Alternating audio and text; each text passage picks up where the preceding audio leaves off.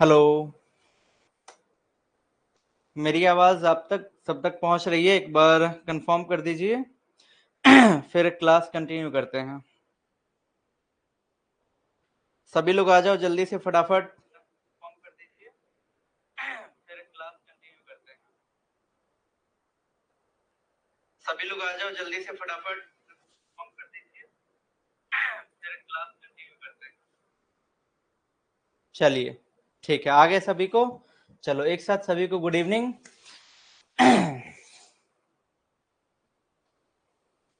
हाँ जी, आ जाओ। जो लोग अभी तक ज्वाइन नहीं किए हो फटाफट से आ जाओ, फिर लेक्चर स्टार्ट करते हैं। चलिए।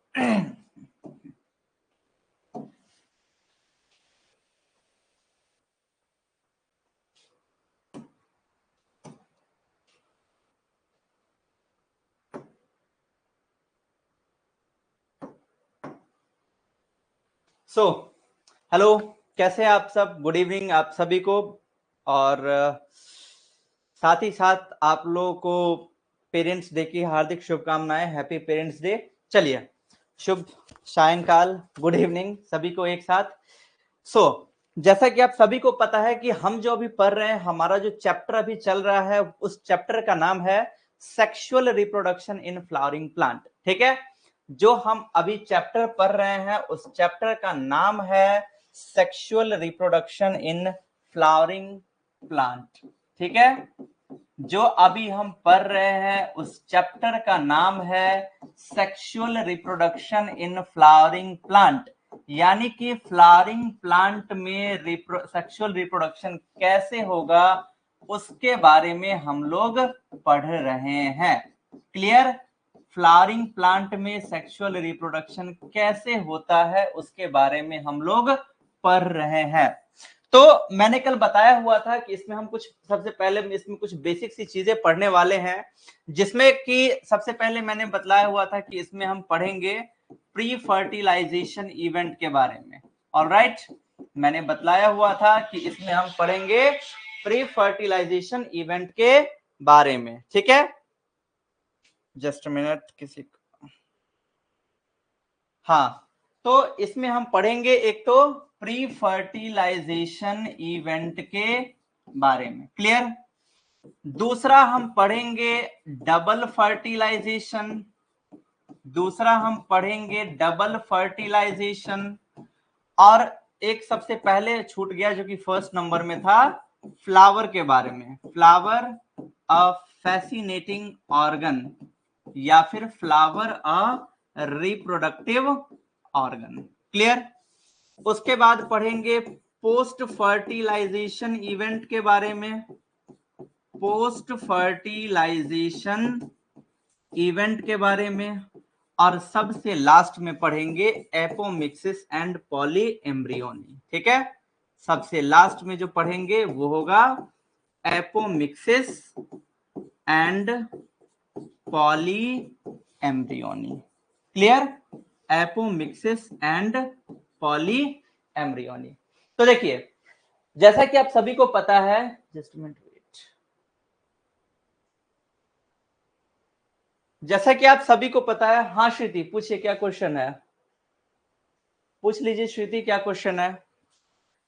जैसा कि आप सभी को पता है कि हमने फर्स्ट टॉपिक सबसे पहले हमने क्लियर कर लिया, जिस टॉपिक का नाम है फ्लावर ऑफ फैसिनेटिंग ऑर्गन। दूसरा टॉपिक जो अभी हमारा चल रहा है, जिस टॉपिक का नाम है प्री फर्टिलाइजेशन इवेंट। तो देखिए, एक तो टॉपिक हमने पढ़ लिया फ्लावर ऑफ फैसिनेटिंग ऑर्गन, यानी कि अ रिप्रोडक्टिव ऑर्गन। क्योंकि कल मैंने आप लोगों को पढ़ाया हुआ था कि जो फ्लावर है, फ्लावर में ही सेक्सुअल रिप्रोडक्शन का प्रोसेस होता है। ठीक है। अच्छा, श्रुति पूछ रहे सर आपके साथ साथ नोट करना है क्या? श्रुति, यदि आप चाहो तो साथ साथ भी करो तो भी बेटर है, और यदि आप चाहो तो बाद में भी आप नोट कर सकते हो। और दूसरी बात कि अब एक दो दिन से आपको पीडीएफ भी मिल जाएगा। ठीक है, वैसे आपको नोट तो जरूरी करना, क्योंकि खुद से जब नोट करोगे तो कम से कम एक बार लिखते टाइम तो प्रैक्टिस हो जाएगा। इसीलिए कोशिश करना कि नोट तो आपको करना ही है। अब यदि आपका स्पीड अच्छा है तो साथ साथ कर लो, यदि थोड़ा सा इधर उधर है तो कोई दिक्कत नहीं, जितना नोट हो पा रहा है कीजिए, और जो छूट जाता है उसको, ये जो लाइव क्लास है वो आपको रिकॉर्डेड क्लास वाले में आपको मिल जाएगा, तो आप उसमें भी आप कर सकते हैं। क्लियर? सो सबसे पहला जो टॉपिक था फ्लावर ऑफ फैसिनेटिंग ऑर्गन, जिसमें मैंने बतलाया कि फ्लावर जो है, फ्लावर में ही सेक्सुअल रिप्रोडक्शन का प्रोसेस होता है, फ्लावर के कौन कौन से पार्ट हैं, उनका क्या क्या फंक्शन है, वो मैंने यहाँ पे बतला दिया। तो हमारा एक टॉपिक कवर अप हो चुका है।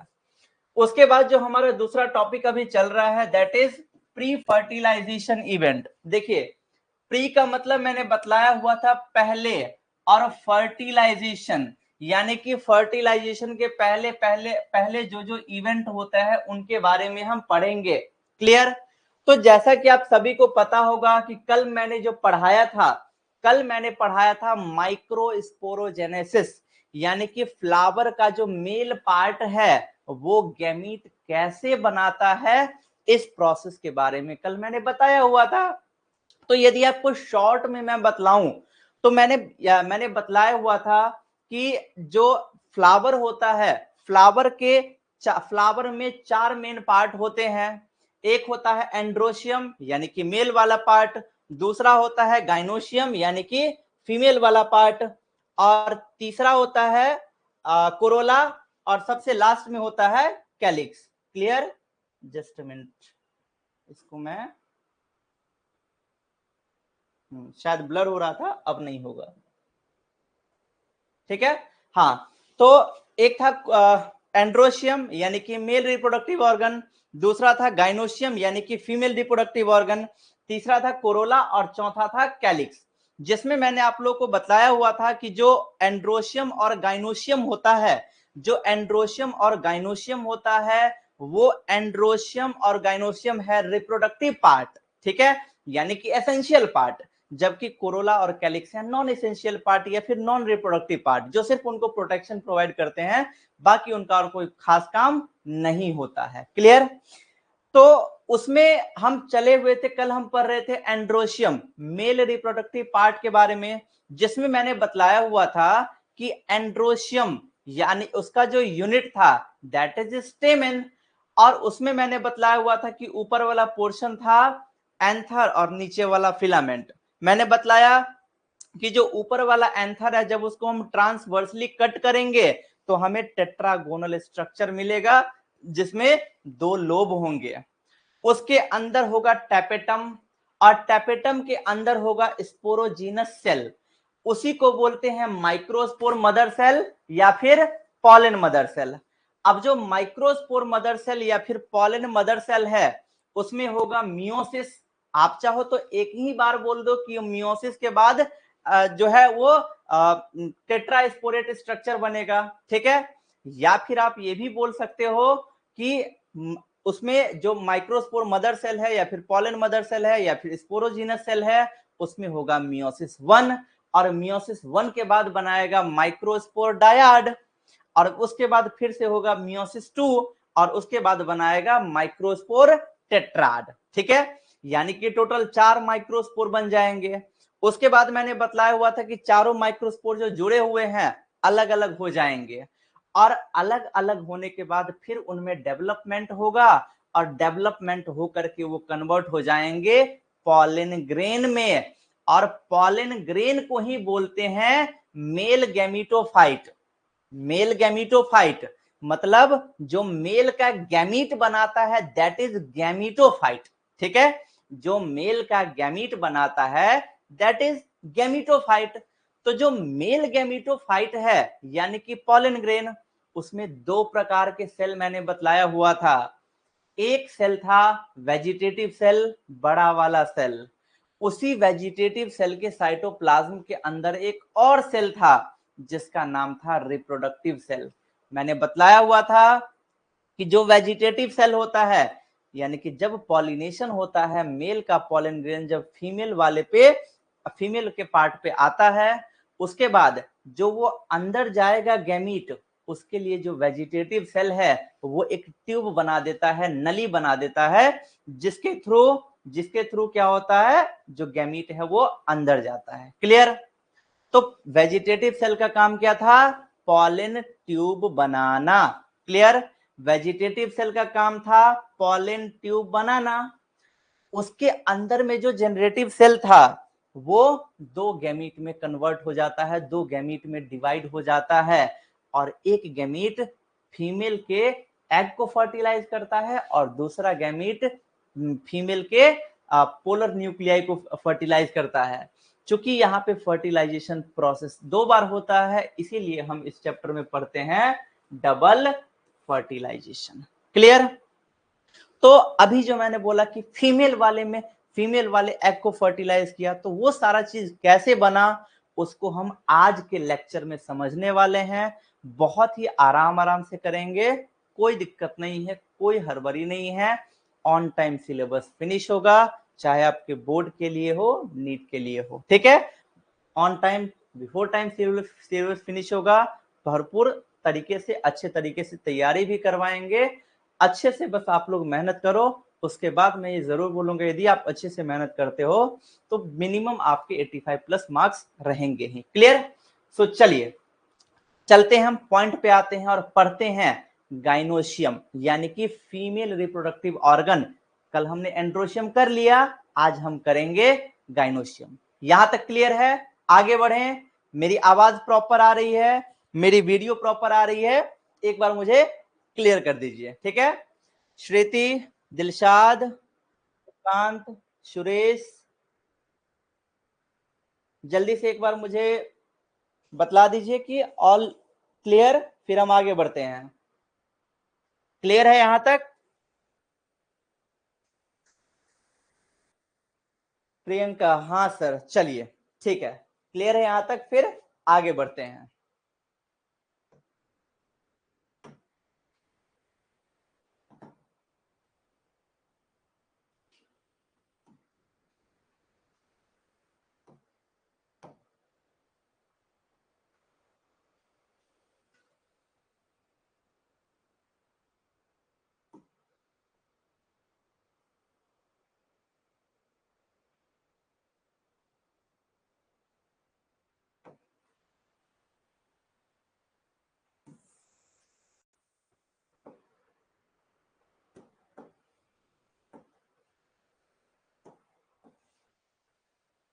चलिए देखिए, स्ट्रक्चर ऑफ फ्लावर।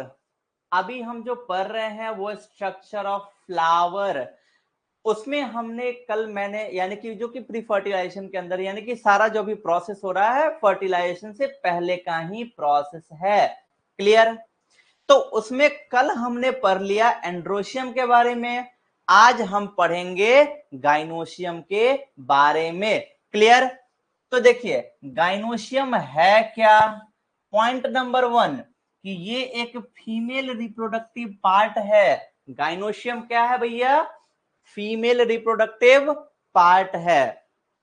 याद कीजिए कल मैंने आप लोग को पढ़ाया हुआ था कि एंड्रोशियम का यूनिट होता है स्टेमेन और गाइनोशियम का यूनिट होता है कार्पेल या फिर पिस्टिल। तो भैया हम यहाँ पे यूनिट वर्ड यूज क्यों किए और इस यूनिट वर्ड का मतलब क्या होता है? जैसे मान लीजिए कि पूरा का पूरा बिल्डिंग है, ये बिल्डिंग किस चीज का बना हुआ है, यानी कि इस बिल्डिंग का सबसे छोटा सा पार्ट क्या है? दैट इज ब्रिक्स यानी कि ईट। सेम वैसे ही हमारा जो बॉडी है, हमारा बॉडी प्रॉपर किस चीज का बना हुआ है? तो हमारा बॉडी बना हुआ है बहुत सारे सेल्स का। ठीक है, हमारा जो बॉडी है वो बना हुआ है बहुत सारे सेल्स का। तो हमारे बॉडी का या फिर हमारा यूनिट क्या हुआ? हमारा यूनिट हुआ सेल। वैसे ही जो ये गाइनोशियम है इसका यूनिट क्या होता है? कार्पेल या फिर पिस्टिल।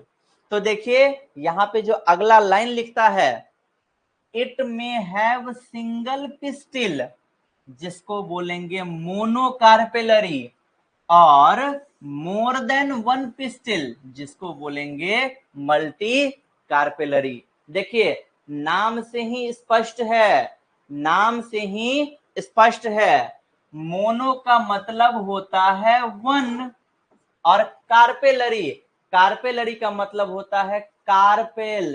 क्लियर? तो यदि कोई गाइनोशियम या फिर यदि कोई फ्लावर एक ही, उस फ्लावर में यदि एक ही कार्पेल है, तब उसको क्या बोलेंगे? मोनोकार्पेलरी। क्लियर? क्या बोलेंगे भैया? मोनोकार्पेलरी। क्लियर? बट यदि वो मल्टी कार्पेलरी है, यानी कि यदि उसमें एक से ज्यादा कार्पेल है, तो उसको क्या बोलेंगे? Multi carpellary. अब देखिए, एक से ज्यादा जो कार्पेल होगा ना, एक से ज्यादा जो कार्पेल होगा, तो अब दो केसेस हो सकते हैं। क्या क्या केसेस हो सकते हैं? एक तो ये, यानी कि क्या क्या कंडीशन हो सकता है? एक तो ये कि जितने कार्पेल है ना, वो आपस में फ्यूज रहेंगे, यानी कि आपस में मिले हुए रहेंगे। या फिर ये हो सकता है कि जितने कार्पेल हैं सभी एक दूसरे से अलग अलग रहेंगे। क्लियर? तो the pistil may be fused together, that is सिंकार्पस, और फ्री इसको बोलेंगे एपोकार्पस। देखिए, सिंक, जहां पे आप सभी के पास फोन होगा, तो जहां पे आपने ईमेल आईडी बनाया हुआ होगा, यानी कि जब आप अपने प्रोफाइल पे जाओगे गूगल पे या फिर जीमेल पे, कहीं पे भी, तो वहां पे होता है सिंक ईमेल। ठीक है? सिंक का मतलब होता है मिलाना या फिर मिला हुआ। तो नाम से ही स्पष्ट है, सिंक मतलब मिला हुआ, और कार्पस मतलब कार्पेल, यानी कि जब कार्पेल आपस में मिले हुए रहेंगे, फ्यूज रहेंगे, तब उसको बोलेंगे क्या? तब उसको बोलेंगे सिंकार्पस। और वहीं यदि कार्पेल्स आपस में अलग अलग रहेंगे, तब उसको क्या बोलेंगे? एपोकार्पस। ठीक है? तो देखिए यहाँ पे जो आप पहला डायग्राम देख रहे हो, ये वाला, ये जो आप डायग्राम देख रहे हो, आपके एनसीईआरटी में भी ये डायग्राम होगा। तो ये जो पहला है, ये है आपका मोनोकार्पेलरी, इसमें एक ही कार्पेल है। क्लियर? कितना कार्पेल है?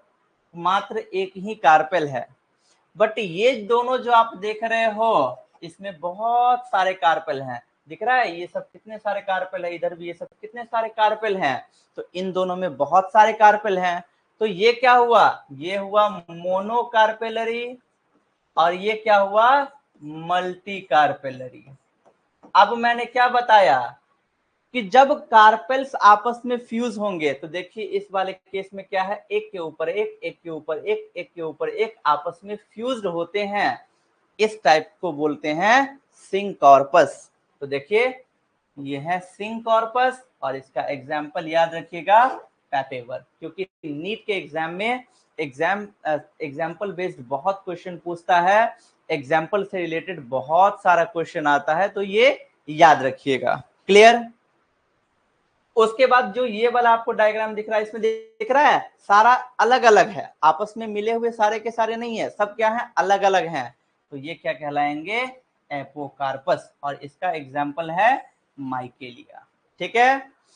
मोनोकार्पेलरी का हिबिस्कस, और मल्टी कार्पेलरी का पैपेवर और माइकेलिया, जिसमें से मल्टी कार्पेलरी में सिंकार्पस का है पैपेवर, और एपोकार्पस का है माइकेलिया। क्लियर? यहां तक क्लियर है? आगे बढ़े, बताइए। रिया, प्रियंका, दिलशाद, मनीष, श्रुति, यहां तक क्लियर है? आगे बढ़े। यहां तक ओके है भाई? जल्दी बताओ।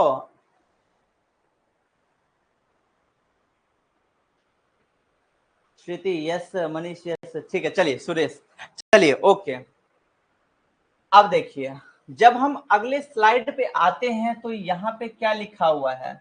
याद कीजिए, कल जब मैं पढ़ा रहा था आप लोग को एंड्रोशियम, कल जब मैं आप लोग को पढ़ा रहा था एंड्रोशियम, तो वहां पे मैंने बतलाया, तो एंड्रोशियम जब मैं पढ़ा रहा था, तो वहां पे मैंने बतलाया हुआ था कि एंड्रोशियम का ऊपर वाला पार्ट है एंथर। क्लियर? एंड्रोशियम का, एक मिनट गाइस, एक मिनट, इधर आंधी तूफान आ गया है, एक मिनट, एक मिनट, जरा मुझे टाइम दीजिए, मैं अभी आया, एक मिनट। ठीक है? यही रहिएगा आप लोग।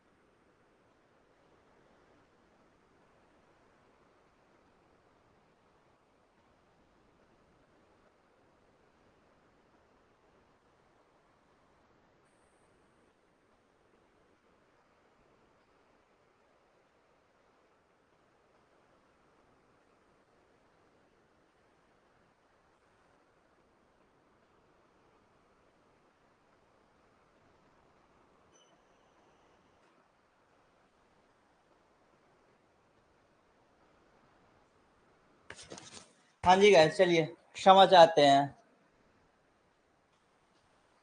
चलिए क्षमा चाहते हैं। आवाज आ रही है? आवाज आ रही है क्लियर? मेरी आवाज प्रॉपर आ रही है? बताइए, फिर आगे बढ़ते हैं। अरे ये आंधी तूफान आकर क्या करेंगे, आने दीजिए, कोई बात नहीं, पढ़ाई करना है, ठीक है। चलो, मेरी आवाज आ रही है, एक बार क्लियर कर दीजिए। चलिए ठीक है। इधर आंधी तूफान आ गया है भाई साहब, उसी के लिए थोड़ा बाहर में चला गया था कुछ सामान वामान को अंदर करने के लिए, ठीक है। आप लोग उधर आने वाला ही होगा या फिर अब आएगा। चलो, सो जैसे वहां पे पढ़ा रहे थे मेल रिप्रोडक्टिव ऑर्गन एंड्रोशियम के बारे में, तो एंड्रोशियम में मैंने पढ़ाया हुआ था कि ऊपर वाला पार्ट एंथर और ये वाला पार्ट को मैंने बतलाया हुआ था फिलामेंट। क्लियर? एंथर और फिलामेंट। वैसे ही यदि हम गाइनोशियम की बात करेंगे, वैसे ही यदि हम गाइनोशियम की बात करेंगे, तो गाइनोशियम का जो सबसे ऊपर वाला पार्ट होता है, जहां पे पॉलन ग्रेन लैंड करता है, उस पार्ट को बोलते हैं स्टिग्मा। देखिए, ये रहा स्टिग्मा। कल मैंने फ्लावर का एक सुंदर सा डायग्राम भी बनाया हुआ था और वहां पे मैंने बतलाया भी था, जो फ्लावर का फीमेल रिप्रोडक्टिव पार्ट होता है, उसका जो सबसे ऊपर वाला पार्ट है, जहां पे पॉलन ग्रेन लैंड करता है, उसको बोलते हैं स्टिग्मा। क्लियर? उसके बाद जो उसके नीचे जो होता है elongated slender structure, elongated slender structure, उसको बोलते हैं स्टाइल। क्लियर? दिख रहा होगा आपको ये इलोंगेटेड लंबा वाला जो स्ट्रक्चर दिख रहा होगा, इसको बोलेंगे स्टाइल। क्लियर? अब इसी स्टाइल के अंदर देख रहे हो, यहाँ पे मैंने लिखा है पॉलन ट्यूब, इसी स्टाइल के अंदर अब एंटर करता है। क्लियर?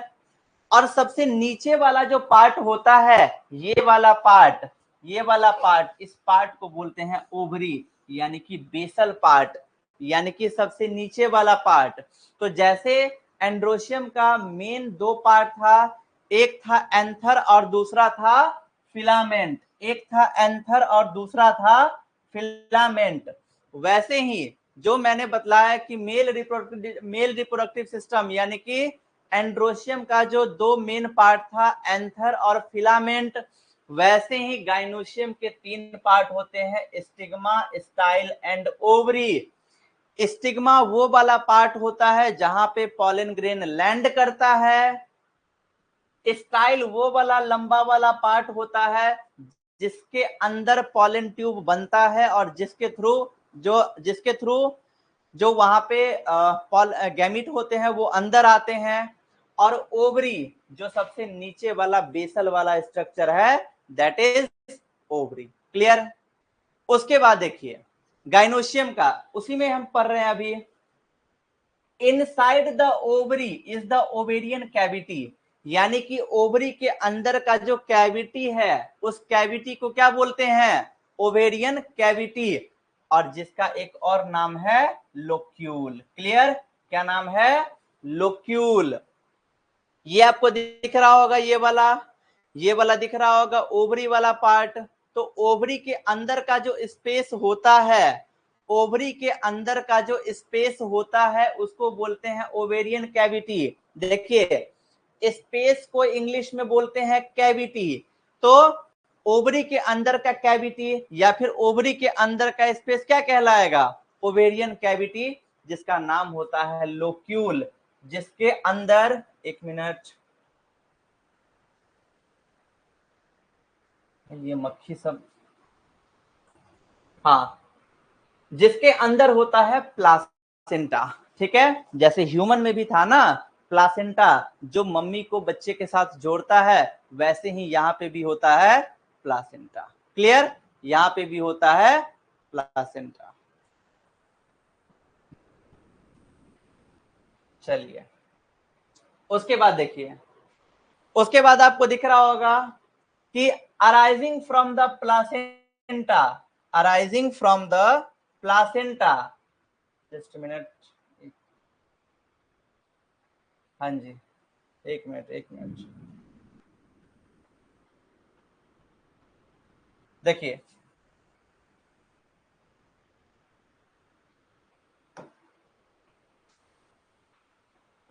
हाँ देखिए, सॉरी लाइट कट गई है इसीलिए और ज्यादा ब्लैक ब्लैक सा फेस फेस आ रहा है मेरा, बट कोई दिक्कत नहीं, मेरे फेस से आपको क्या लेना देना, ठीक है। सो देखिए यहाँ पे inside the ovary is ovarian cavity, यानी कि ओवरी के अंदर का कैविटी ओवेरियन कैविटी, जिसको कहते हैं लोक्यूल, ठीक है, जिसको बोलते हैं लोक्यूल, जिसके अंदर प्लासेंटा होता है। क्लियर, जिसके अंदर प्लासेंटा होता है। अब देखिए यहाँ पे arising from placenta are ovules, यानी कि जो इसके अंदर में आपको दिख रहा होगा ये क्या है, ये रहा ओवरी, और ओवरी के अंदर का जो कैविटी है इसको बोलेंगे ओवेरियन कैविटी, जिसको बोलते हैं लोक्यूल, जिसके अंदर बहुत सारे ये सब दिख रहा है ना, ये सब है क्या, ये सब है प्लासेंटा। इसी प्लासेंटा से निकला हुआ है ओव्यूल, देखिए एक ओव्यूल ये रहा, ये रहा, ये रहा, ये रहा, ये रहा, ये रहा, तो इसी प्लासेंटा से निकलते हैं ओव्यूल। क्लियर, एक मिनट मुझे जरा समय दीजिएगा, एक मिनट बस। हेलो, अच्छा रुको, मैं थोड़ी देर में कॉल करता हूँ, ठीक है। सो तो अब देखिए जो ओवरी होता है ना, अब बहुतों को ये होगा कि सर, बहुतों के मन में हो सकता है ये डाउट हो कि सर जो आपने बोला कि ये जो ओवरी है, तो इस ओवरी के अंदर कितने ओव्यूल हो सकते हैं। तो देखिए ये जो ओव्यूल होता है यही आगे चल करके फर्टिलाइजेशन के बाद बनाता है सीड। तो ये ऐसा कोई नहीं है किसी में एक ही होगा, या यानी कि सिर्फ एक ही हो सकता है, फिर ज्यादा ही हो सकता है, किसी किसी में ये एक ही होता है, यानी कि किसी किसी के ओवरी में ये सिर्फ एक ही होता है, और किसी किसी में ज्यादा होता है। जैसे यदि बात करें the number of ovule in an ovary may be one, example है व्हीट, गेहूं, पैडी, मैंगो यानी कि आम। जो आम के अंदर जो बीज होता है वो एक ही होता है।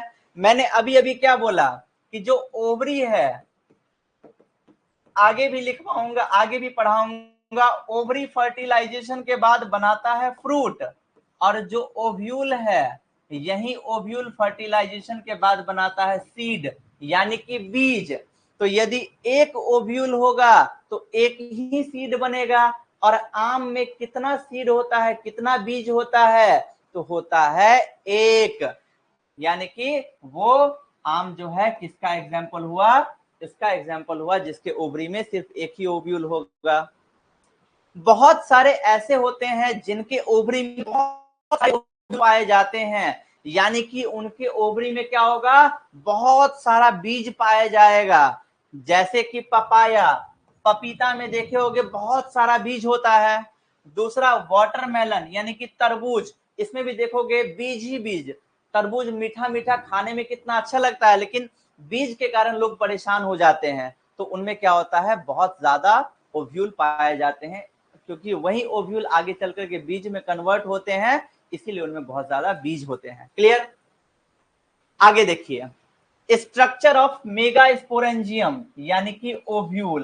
क्लियर, स्ट्रक्चर ऑफ मेगास्पोरेंजियम यानी कि ओव्यूल, वहां पे क्या था माइक्रोस्पोरेंजियम, यहाँ पे क्या है मेगास्पोरेंजियम। क्लियर, तो ओव्यूल का देखिए ये वाला क्या था, ये वाला था फीमेल वाला पार्ट, यानी कि गाइनोशियम वाला पार्ट, जिसमें ये था स्टिग्मा, इसके बाद वाला स्टाइल, और नीचे वाला ये जो है पूरा ये ओवरी। ठीक है, ये पूरा का पूरा है ओवरी, और ओवरी का जो वॉल होगा, जो ओवरी की जो ये पूरी की पूरी दीवार है, इसको क्या बोलेंगे ओवरी वॉल, और इसी ओवरी वॉल के अंदर में होता है ओव्यूल। ठीक है, और मैंने बताया कि ये या तो एक ही ओव्यूल हो सकता है या फिर ये ज्यादा ओव्यूल भी हो सकता है। क्लियर, सो देखिए ovule is attached to the placenta by a stalk, जिसको बोलते हैं फ्यूनिकल। यानी कि जो ओव्यूल होता है, ओव्यूल जो है वो प्लासेंटा से फ्यूनिकल के द्वारा अटैच होता है। देखिए ये रहा फ्यूनिकल, ठीक है, ये है ओव्यूल, और ये जो ओव्यूल है ये इसी फ्यूनिकल के द्वारा, यानी कि इसी फ्यूनिकल के द्वारा क्या होगा, प्लासेंटा से अटैच होगा।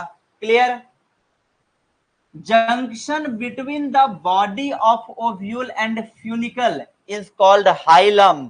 जंक्शन का मतलब क्या होता है, जहां पे जंक्शन, जैसे पटना जंक्शन, तो पटना जंक्शन पे क्या बहुत सारी गाड़ियां आपस में आती है, मिलती है, तो वैसे ही यहाँ पे बोल रहा है जो ओव्यूल का बॉडी और फ्यूनिकल, देखिए ओव्यूल का पूरा बॉडी और फ्यूनिकल के बीच में एक छोटा सा जंक्शन होता है जिसको बोलते हैं हाइलम। ये रहा हाइलम। क्लियर? अब ईच ओव्यूल हैज वन और टू प्रोटेक्टिव एनवेलप, जिसको बोलते हैं इंटेगुमेंट। जो ओव्यूल होता है, देखिए ओव्यूल का स्ट्रक्चर मैं अभी आप लोगों को पढ़ा रहा हूं। ओव्यूल में सबसे पहले मैंने क्या बतलाया कि जो फ्यूनिकल है, इसी फ्यूनिकल के द्वारा ओव्यूल अटैच होता है प्लासेंटा से।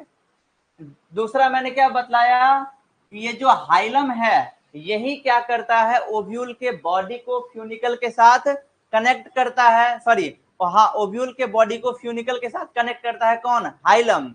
उसके बाद मैंने क्या बतलाया कि जो ओव्यूल है, इस ओव्यूल के बाहर में एक या दो प्रोटेक्टिव लेयर होता है जिसको बोलते हैं इंटेगुमेंट। तो देखिए यहाँ पे बाहर वाला है आउटर इंटेगुमेंट और अंदर वाला है inner integument. Clear? Except at the tip where a small opening micropyle is present. तो देखिए इंटेगुमेंट ओव्यूल के चारों ओर प्रेजेंट है, लेकिन ओव्यूल में एक छोटा सा ओपनिंग होता है। देखिए यहाँ पे छोटा सा ओपनिंग है, छोटा सा छेद है, जिसका नाम है माइक्रोपाइल। क्या नाम है भैया? माइक्रोपाइल। तो देखिए उस माइक्रोपाइल पे इंटेगुमेंट प्रेजेंट नहीं है। ये भी एक अच्छा क्वेश्चन है नीट का, याद रखिएगा। वो ये पूछ सकता है कि इंटेगुमेंट कहां पे प्रेजेंट होते हैं, तो इंटेगुमेंट ओव्यूल के चारों ओर प्रेजेंट होते हैं। क्लियर? जो एक मिनट मम्मी, क्लास को आज यहीं तक रहने देते हैं, आगे कल कंटिन्यू